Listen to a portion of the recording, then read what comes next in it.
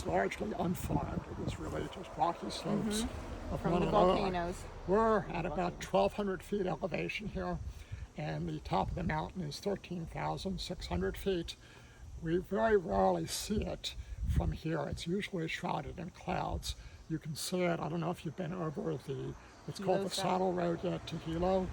Not yet. I'll be there on Thursday. Well, it's a beautiful vista there. When you're up high between the two mountains, Mauna Kea, where the telescopes are on the left, Mauna Loa, which means long mountain, is to your right. And it's really the spine of Hawaii Island. It's it's like a very long slant, but ultimately gets to a peak, which is pretty much equidistant up the island from us. So what was I going to say about Mauna Loa, other than it erupted? This area wasn't farmed. It was, the folks that came over here really were pioneer settlers. And they worked as teams. They helped build each other's houses. They helped create walls to capture soil. You'll see here. They did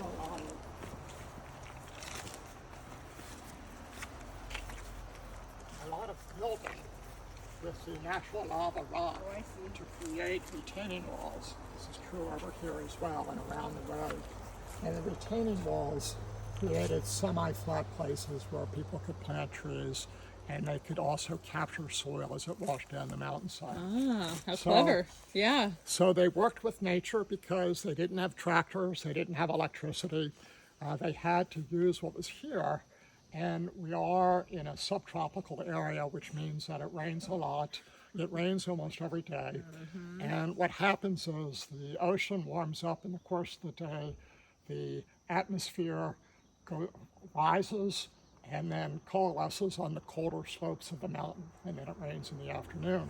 So it's an ideal environment, in fact, for coffee. It's why Kona coffee is some of the best in the world. This is Kona coffee growing right here, if you guys are not familiar with coffee. This is what it looks like on the tree. Wow. And this is delicious, pure Kona. It's called Kona typica, which is old growth, original beans that were brought here initially, they say, from Yemen. That's why it's Arabica. Yemen, of course, being in the Arabian Peninsula. Yeah. And so it's a vintage coffee, but it's a very mild and delicious coffee, and some of the most expensive coffee in the world. Yeah, in fact. yeah. And then yours is not only that, but it's regenerative. It's regenerative, and there's more about it than that I can tell you about why my coffee is special, and I will, of course. Okay, awesome. All right.